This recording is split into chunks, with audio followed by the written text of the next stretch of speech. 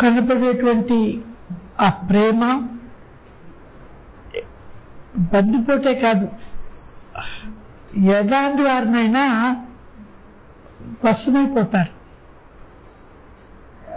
వాళ్ళు దక్షిణేశ్వరానికి తారకేశ్వరంలో ఆవిడని చేర్చారు, అయిపోయింది అని అనుకోవడానికి లేదు. ఆ తర్వాత శారదాదేవిని చూడడానికి దక్షిణేశ్వరం వస్తారు. శారదాదేవిని మళ్ళీ చూడాలి అని వాళ్ళకి ఉండి దక్షిణేశ్వరం వస్తే శ్రీరామకృష్ణ వారు సొంత మామగారు అత్తగారు వస్తే ఎలా ఆదరించి ఎలా మాట్లాడాలో అలా మాట్లాడి ఎంతో ప్రేమగా చూసుకొని వాళ్ళకి బట్టలు అవన్నీ పెట్టి పంపడం జరుగుతుంది. మరొక సందర్భంలో శారదాదేవి వచ్చేటప్పుడు ఆవిడ సహార కూడా పెట్టి పంపించారు. అలాగా ఆ తర్వాత ఆ వృత్తిలో వాళ్ళు మానుకున్నారు.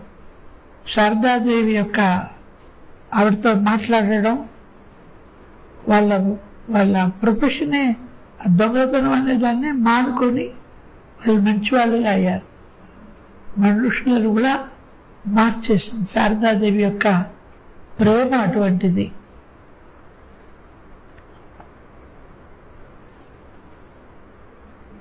అందుకనే ప్రేమ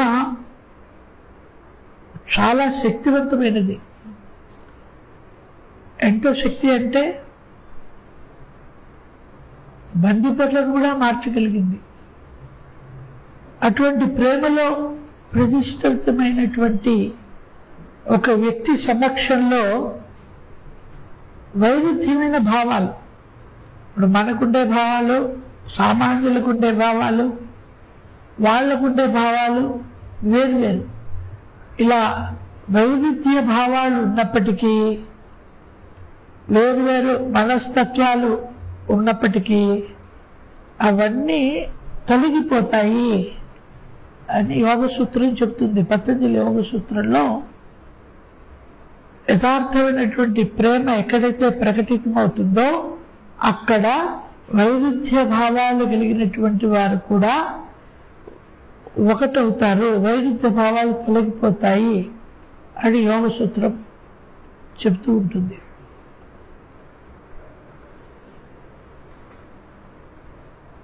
బృందావనానికి దగ్గరలో ఒక ఆశ్రమం ఒకటి ఉంది.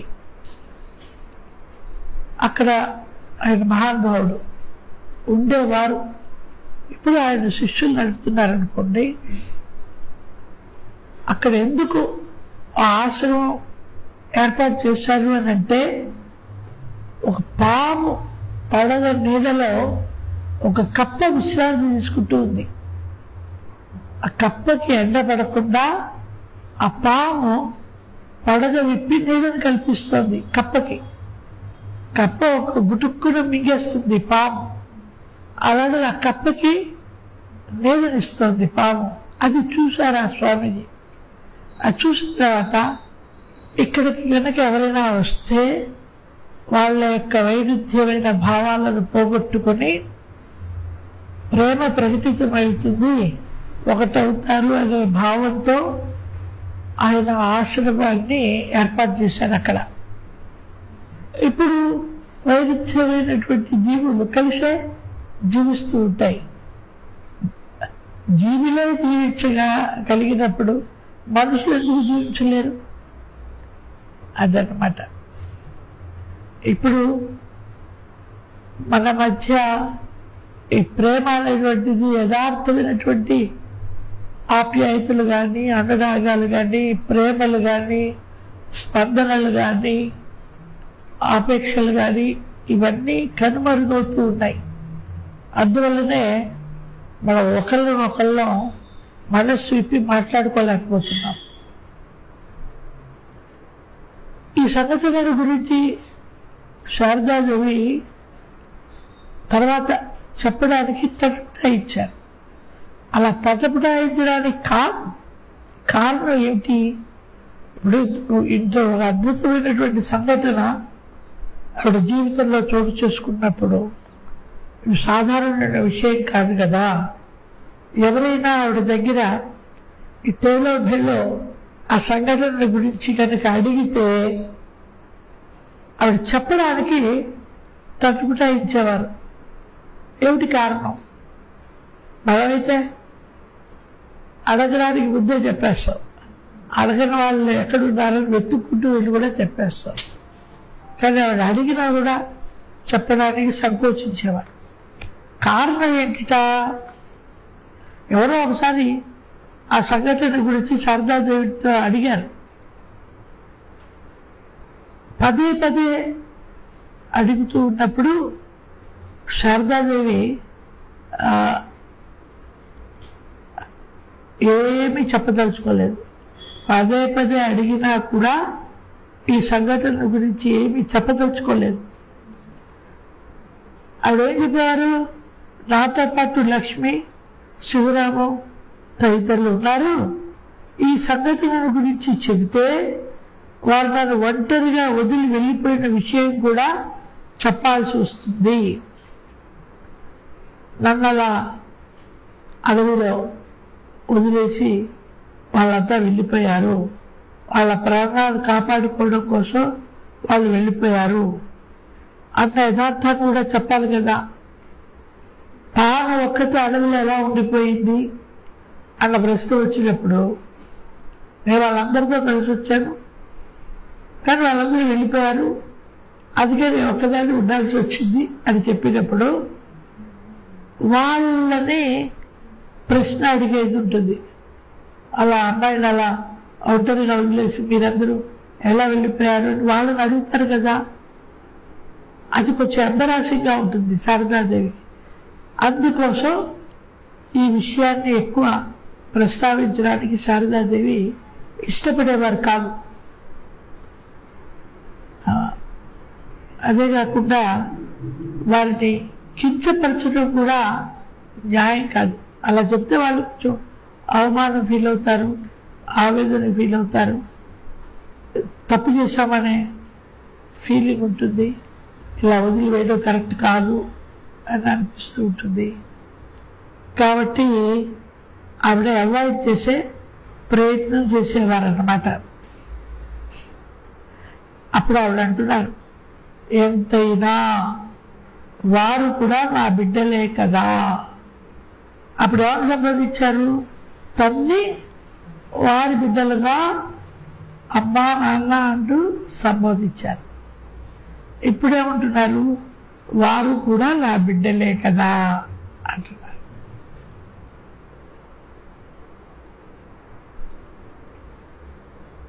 ఎందువల్ల? ఆ మాతృత్వం అనేటువంటి అయస్కాంత క్షేత్రానికి ప్రతి వాళ్ళు ఆకర్షింపబడతారు. అదొక అయస్కాంత క్షేత్రం. ఆ దర్జాపుల్లోకి వెళ్ళిన అందరూ కూడా ఆకర్షింపబడతారు. అప్పటికి ఈ మాతృత్వ భావన ఆవిడలో పూర్తిగా చోటు చేసుకోలేదు. తర్వాత చోటు చేసుకుంది. అనేక సాధనల తర్వాత ఆ భావన చోటు చేసుకుంది.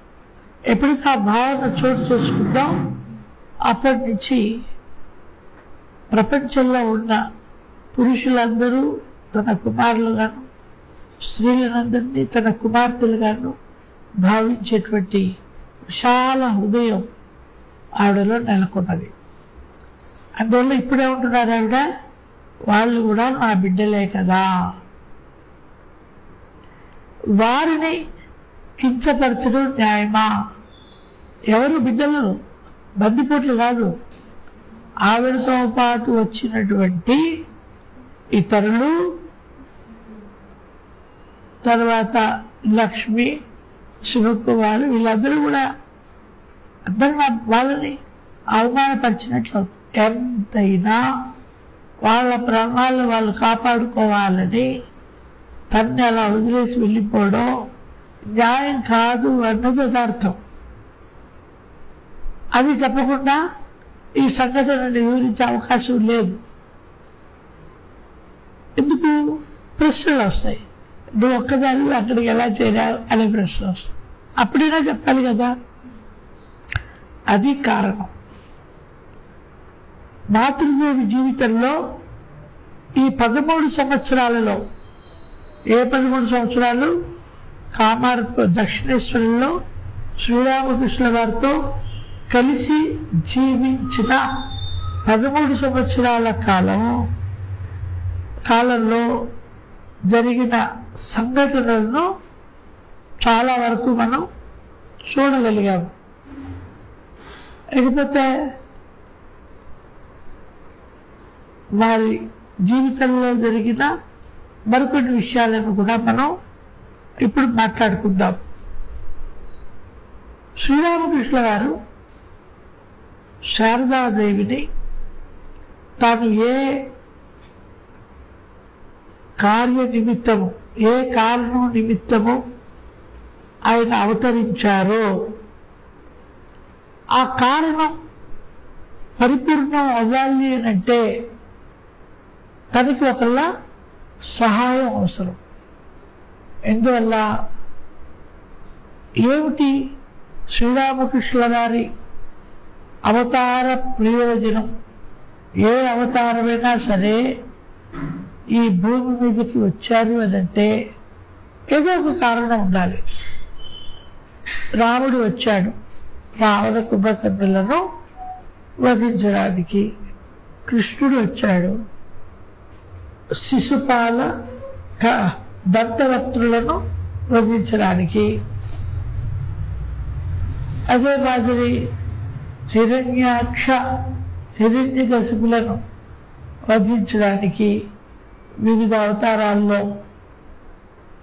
నరసింహస్వామి అవతారం, కూర్మ అవతారం, వరాహ అవతారం, ఇలా అవతారాల్లో విష్ణుమూర్తి యతించాడు.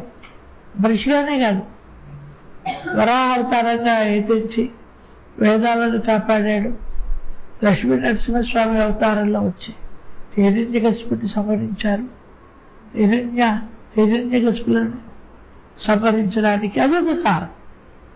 అలా ప్రతి ఒక కారణం ఉంటుంది. శ్రీరామకృష్ణ వారు అవతార వరిష్ఠులు అని అన్నప్పుడు, అవతార పురుషులు అని అన్నప్పుడు ఆయన అవతార ప్రయోజనం ఏమిటి అనే ప్రశ్న వస్తుంది. శ్రీరామకృష్ణ వారి అవతార ప్రయోజనం ఏమిటి అని అంటే ప్రతి ఒక్కరిలోనూ ఉన్నటువంటి ఆధ్యాత్మిక చైతన్యం ఏదైతే ఉన్నదో ప్రతి ఒక్కరిలోనూ ఉంటుంది. భక్తి అనేటువంటిది ప్రతి ఒక్కరిలోనూ ఉంటుంది. ఆధ్యాత్మికత అనేటువంటి దాని వైపు మొగ్గు చూపే వాళ్ళే 90% ఉంటారు. నాస్తికులు అనేవాళ్ళు చాలా కొద్దిమంది, భగవంతుడు నమ్మం అనేవాళ్ళు, వాళ్ళు కూడా భగవంతుడు నమ్ముతూనే ఉంటారు. మనం పబ్లిక్గా భగవంతుడిని అంగీకరిస్తాము, వాళ్ళు ఎవరికి తెలియకుండా ఏదో ఒక శక్తిని వాళ్ళు కూడా నమ్ముకుంటారు. బయటికి మాత్రం చెప్పరు, నాస్తికులు అంటూ ఉంటారు. వాళ్ళకి మళ్ళాగానే ప్రాణభయం ఉంది, దైవభీతి ఉంది, దైవభక్తి లేదు, దైవభీతి ఉంది, అన్నీ ఉన్నాయి.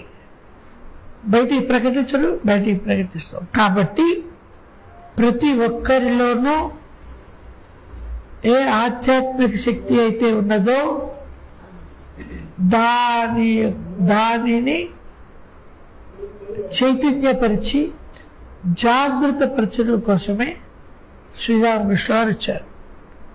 ఆయన వచ్చిన తర్వాత ఆయన్ని ఫాలో అవ్వడం వల్ల కానివ్వండి, ఆయన్ని నమ్ముకునడం వల్ల కానివ్వండి, ఆయన ఉపదేశాలను స్వీకరించడం వల్ల కానివ్వండి, భగవతత్వాన్ని అర్థం చేసుకొని భగవంతుని చేరువలోకి చేరుకొని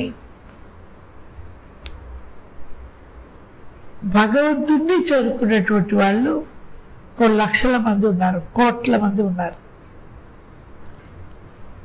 అది రామకృష్ణ వారి అవతార ప్రయోజనం. అయితే ఈ బృహత్తరమైనటువంటి కార్యం కంటిన్యూ అవ్వాలి, ఆగిపోకూడదు. అలా కంటిన్యూ అవ్వాలి అని అంటే శ్రీరామకృష్ణ వారికి సహాయం అవసరం.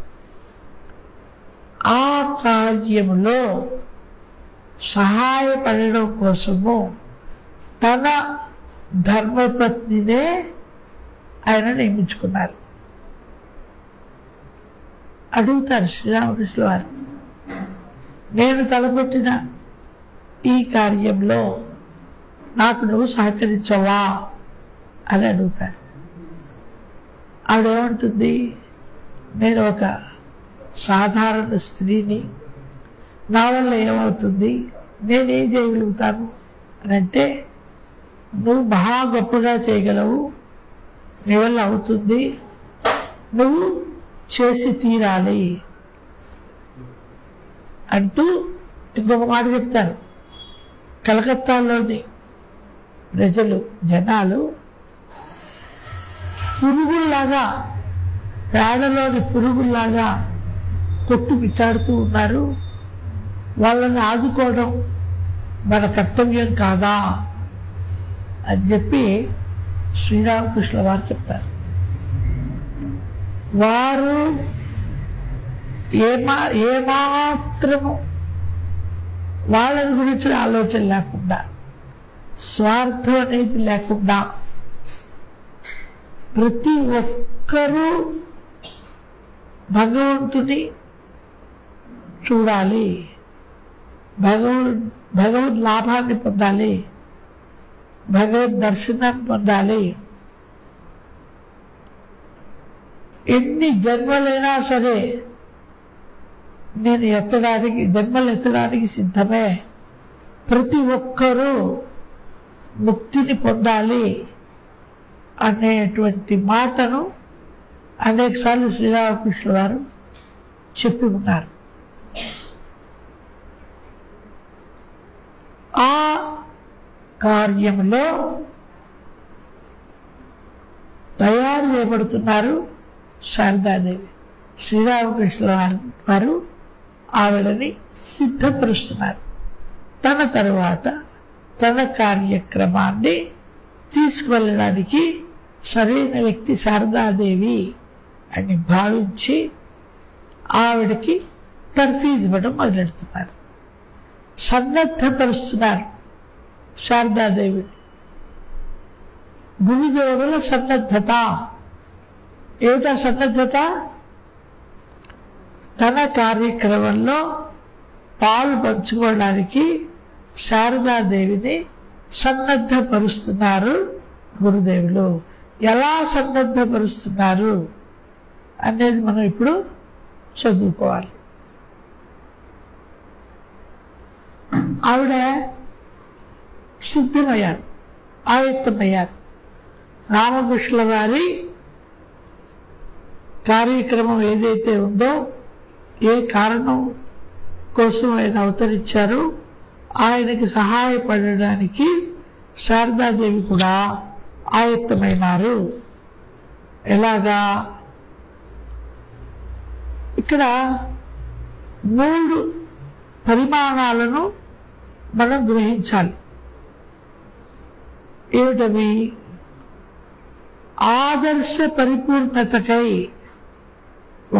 ఒక వ్యక్తి తాను తయారీగా ఉండి అవతల వాళ్ళని తయారు చేయాలి. దాన్ని వివేకానంద ఏం చెప్పారు? Be and make. నువ్వు ముందు తయారై ఉండు, తర్వాత ఇతరులను తయారు చేయి. నువ్వు ఏమీ కాకుండా ఇతరులను ఏమీ చేయలేవు. అందువల్ల ఆదర్శ పరిపూర్ణతకై ఈవిడలో అటువంటి పరిపుష్టి, అటువంటి పరిపూర్ణత ఈవిడలో కలగాలి. అప్పుడు మాత్రమే రామకృష్ణ వారి కార్యభారాన్ని ఆవిడ కూడా వహించగలుగుతారు. కాబట్టి ఆదర్శ పరిపూర్ణతకై మాతృదేవి జీవితం శ్రీరామకృష్ణుల వారితో ముడిపడి ఉండడం మనం చూసాం. నిన్నంతా కూడా శారదాదేవి యొక్క మహత్వాన్ని, ఆవిడ ప్రభావాన్ని, శ్రీరామకృష్ణుల వారిపై ఆవిడకున్నటువంటి అచంచలమైనటువంటి భక్తి, విశ్వాసము, శ్రద్ధ, ఆసక్తి, ఇవన్నీ మనం నిన్న చూసుకున్నాం. ఆవిడ ఆల్రెడీ తయారీయే, ఏ ప్రత్యేకంగా ఏమి తయారు చేయాల్సిన అవసరం లేదు. అయినా కూడా పర్ఫెక్షన్ కావాలి. ఆ పరిపూర్ణతకై మాతృదేవి జీవితం రామకృష్ణ వారి జీవితంతో ముడిపడి ఉంది. వాళ్ళిద్దరు ఎలా కలిశారు? అది ముందరే నిర్ణయింపబడ్డది. వారి కలయిక కూడా అసాధారణమైనటువంటి కలయిక.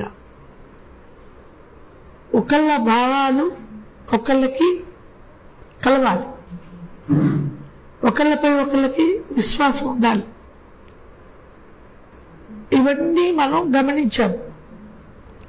ఇప్పుడు శ్రీరామకృష్ణుల వారి ఉదాత్త సహధర్మినిగా జీవించి, ఆవిడ జీవితం అంతా కూడా శ్రీరామకృష్ణుల వారి సహధర్మచారినిగా, సహధర్మినిగా అంటే ఏంటి అర్థం? ఆయన ఏ ధర్మ కార్యాలు చేస్తున్నారో ఆ ధర్మ కార్యాలలో పాలు పంచుకునేటువంటి వారే సహధర్మిని. ఊరికే రాలేదు ఆ మాట. భర్త చేస్తున్నటువంటి ధర్మ కార్యాలలో పాలు పంచుకునే వారిని సహధర్మిని అని అంటారు. ఆవిడ ఉదాత్తమైన సహధర్మినిగా జీవించారు. రామకృష్ణ వారి ఆదర్శాలను ఉనికి పుచ్చుకున్నారు. గృహాశ్రమ ఆదర్శాన్ని తూచా పాటించారు. ఏమి ఎక్స్ట్రాడినరీగా ఆవిడేమి లేదు. మామూలు ఈ ప్రతి గృహస్థులు గృహస్థాశ్రమ ధర్మాలను ఎలా పాటించాలో ఆవిడ కూడా గృహస్థాశ్రమ ధర్మాలను చక్కగా పాటించారు. రామకృష్ణ వారి ఆదర్శాలను ఉనికి పుచ్చుకున్నారు. ఈ రకంగా పరిపూర్ణమైన మానవ పరిమాణాన్ని పూర్తి చేశారు శారదాదేవి. పరిమాణము, మానవ పరిమాణం. మానవ పరిమాణం అంటే హైయెస్ట్ స్టేజ్, ఇక అంతకుమించి లేదు, అంతే పరిమాణం. హైయెస్ట్ స్టేట్కి ఆవిడ రీచ్ అయ్యారు.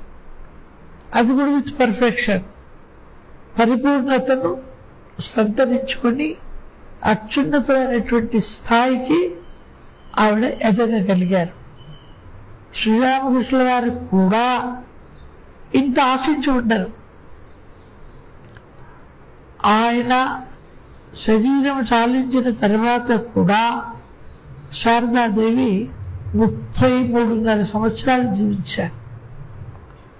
మొదటి 33.5 సంవత్సరాలు ఒక రకంగా గడిస్తే తర్వాతి 33.5 సంవత్సరాలు మరొక రకంగా జరిగాయి.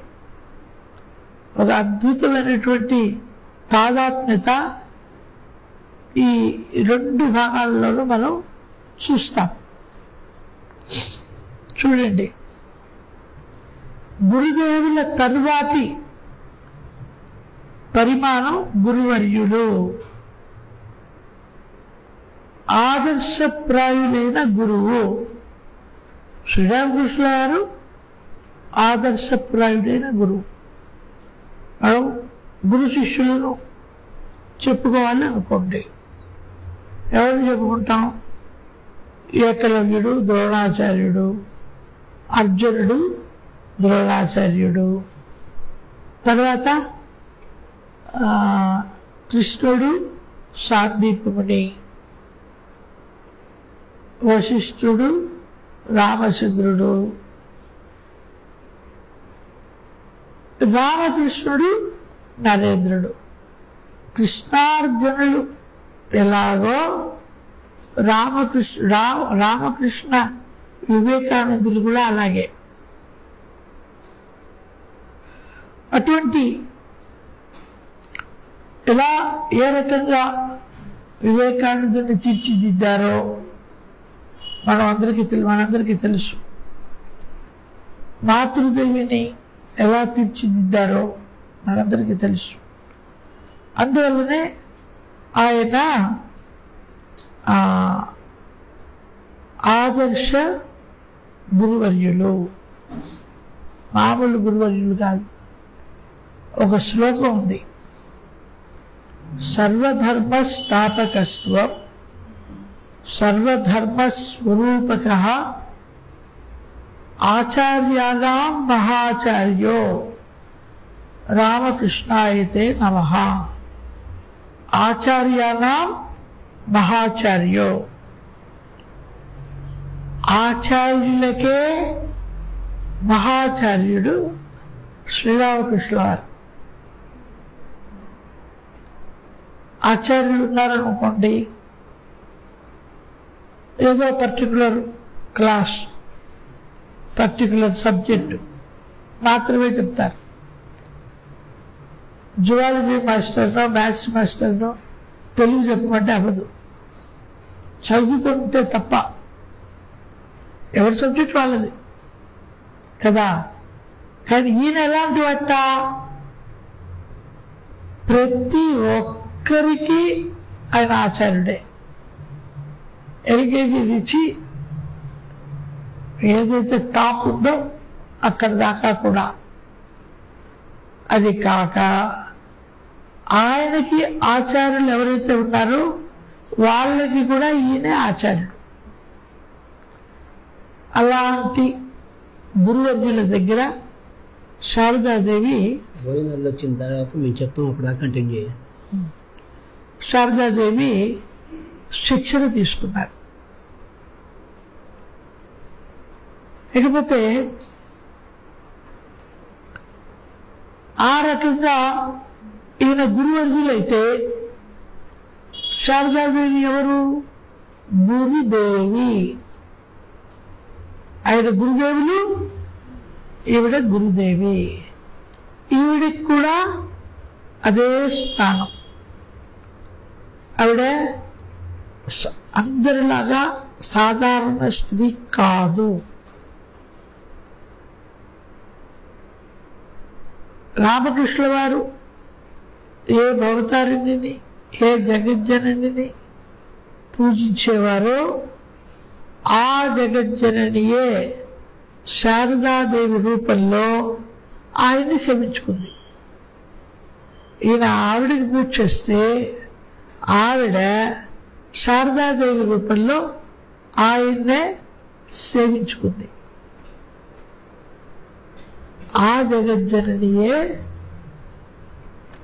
ఇప్పుడు గురుదేవిగా పిలువబడే స్థితికి చేరుకున్నారు. ఆవిడ గురుదేవిగా మారారు. అంతేకాదు, శ్రీరామకృష్ణ వారు ఏం చెప్పారు? శారదాదేవిని ఇచ్చి ఈవిడ జ్ఞానదాయిని. జ్ఞానదాయిని అంటే జ్ఞానాన్ని ఇచ్చేటువంటి వారు. జ్ఞానదాయిని. ఎవరు జ్ఞానాన్ని ఇచ్చేది? సరస్వతి.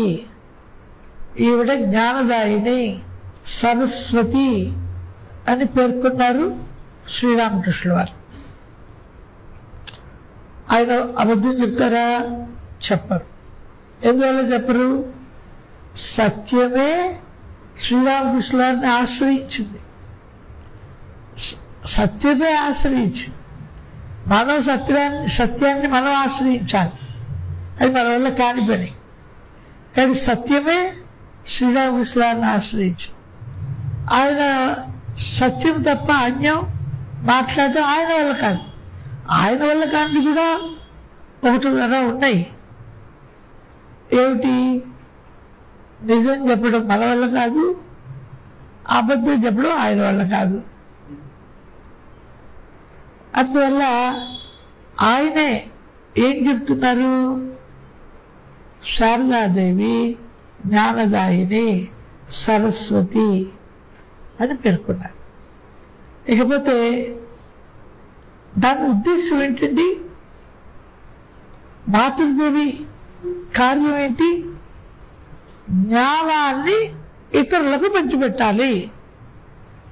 అదే కదా ఆవిడ పేరు, జ్ఞానదాయిని అంటే అదే కదా. సరస్వతి కార్యం కూడా అదే కదా. ఈ శారదాదేవి కూడా జ్ఞానాన్ని ఇతరులకు పంచిపెట్టాలి. ఇక గురుదేవులు అవతార వరిష్ఠులు. ఇంకొక పరిమాణం ఏంటంటే అవతార వరిష్ఠులుగా అవతార ప్రయోజనాన్ని పూర్ణముగా పూర్తి చేయడానికి మాతృదేవి ఆయనకు అవసరమయ్యారు. ఆ మాతృదేవి ఎవరు? ఆయన యొక్క కృపాస్వరూపము. శ్రీరామకృష్ణుల వారి కృపాస్వరూపమే శారదాదేవి. ఆయనకి మన యందు మానవాళి యందు సంసార లంపటములో క్లేశాలను అనుభవిస్తున్న మనలాంటి వారి పైన ఎంతో కృప కలిగి ఉండి ఆయన తన తదనంతరము కూడా తన కార్యక్రమాన్ని పూర్తి చేయడం కోసం శారదాదేవిని ఉంచి వెళ్ళారు. ఎవరైనా కృపాస్వరూపము, లేకపోతే ఆయనకి ఎందుకంటే అంత కృప. ఎవరు లేకపోతే వదిలేయచ్చు కదా. ప్రతి ఒక్కరూ భగవంతుని దర్శించుకోవాలి. మానవ జీవితం యొక్క ప్రధానోద్దేశ్యము భగవత్ సాక్షాత్కారము. ఆ భగవత్ సాక్షాత్కారము పొందే హక్కు ప్రతి వ్యక్తికి ఉంది. దానిని ఎవరి నుండి ఎవరు వేరు చేయడానికి లేదు. ఈ విషయాన్ని, మన లక్ష్యాన్ని, ఏ లక్ష్యం? భగవద్ దర్శనం పొందాలి అనే ఆ లక్ష్యాన్ని నెరవేర్చడం కోసం ఒక జన్మ కాదు, ఆయన ఎన్ని జన్మలైనా ఎత్తడానికి నేను రెడీ అని చెప్పాను శ్రీరామకృష్ణ. ఈ ఎన్ని కష్టాలో ఇక్కడ ఆయన అనుభవించారు.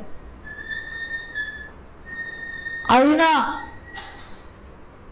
అవసరమైతే మళ్ళీ మళ్ళీ వస్తాను అని కూడా చెప్తున్నారు. ఎంత కృప ఉంటే ఆ మాటలు అనగలరండి. అందువల్లనే ఇప్పుడు ఆయన ఏ కృపనైతే వర్షిస్తున్నారో ఆ కృపా స్వరూపమే శారదాదేవి. ఈరోజు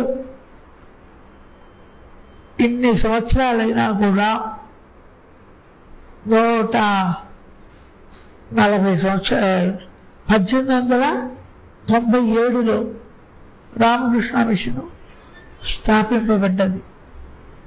97 అంటే 300, 103, 20, 123, 5, 128 సంవత్సరాలు రామకృష్ణ మిషన్ స్థాపింపబడి 123 సంవత్సరాల క్రితము స్థాపింపబడ్డ రామకృష్ణ మిషను ఈరోజు కూడా రానున్న రోజుల్లో కూడా దినదిన ప్రవర్తమానం అవుతూ ఉన్నది అని అంటే దానికి కారణం ఎవరు?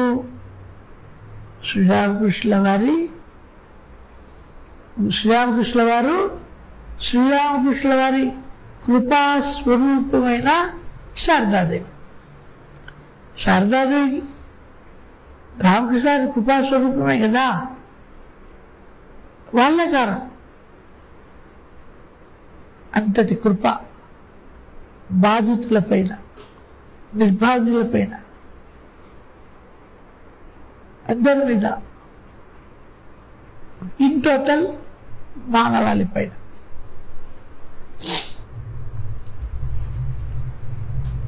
పంచావృత మాతృత్వంగా ప్రపంచ రామకృష్ణ గారు ఏం కోరుకున్నారు? శారదాదేవి నుండి ఏం కోరుకున్నారు? ప్రపంచావృత మాతృత్వంగా నెలకొల్లాలి అని కోరుకున్నారు. యావత్ ప్రపంచం మొత్తం ప్రపంచావృత, యావత్ ప్రపంచము కూడా మాతృత్వం అనేటువంటి భావనలో నెలకొనాలి అని కోరుకున్నారు. ఏ భావన? శారదాదేవి భావన. శారదాదేవి ప్రపంచావృత తర్వాత ఏంటి ఓ మాట? ప్రపంచావృత మాతృత్వము.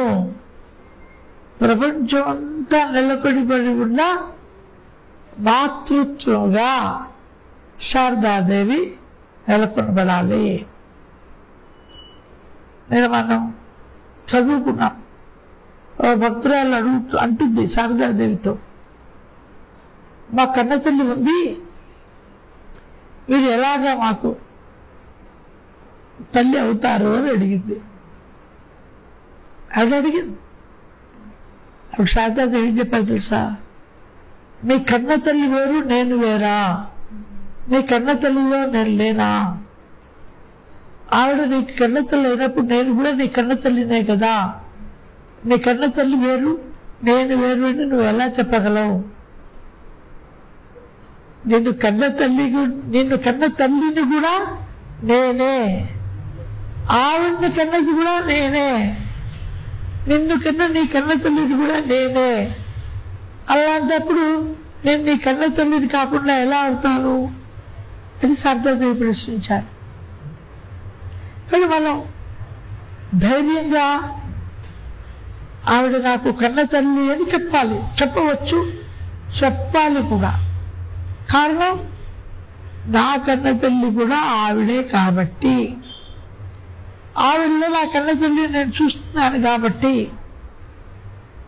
నా కన్న తల్లిలో ఆవిడ చూస్తున్నాడు కాబట్టి, నా కన్న తల్లి ఆవిడ వేరు వేరు కాదు కాబట్టి శారదాదేవి నా కన్న తల్లి, ఆవిడే నాకు తల్లి అది మనం ఆవిడన్న మాటల ద్వారానే మనం చెప్పచ్చు. ఎవరో మాటలు కాదు. నీ కన్న తల్లి నేను వేరా? నీ కన్న తల్లిలో నేను లేనా? నేను నీ కన్న తల్లిని కాకుండా అవుతానా అని ఆవిడ ఎంత ఖరాఖండిగా ప్రశ్నించారండి. వెంటనే ఆ భక్తురాలు శారదాదేవి కాళ్ళ మీద పడి అజ్ఞానంతో అడిగిన ఈ ప్రశ్నకి నువ్వు ఏమనుకోవాకమ్మా, నన్ను మన్నించు అని అడుగుతారు. కాబట్టి ఇప్పుడు రామకృష్ణ ఏం చెబుతున్నారు? ప్రపంచావృత మాతృత్వంగా శారదాదేవి నెలకొనాలి. అదే ఆయన అలాగా సిద్ధపరిచారు శ్రీరామకృష్ణ గారు. అయ్యో, బాగా నడుస్తున్నప్పుడు సడన్ బ్రేక్ వేస్తే సరే రేపు చెప్పుకుందాం.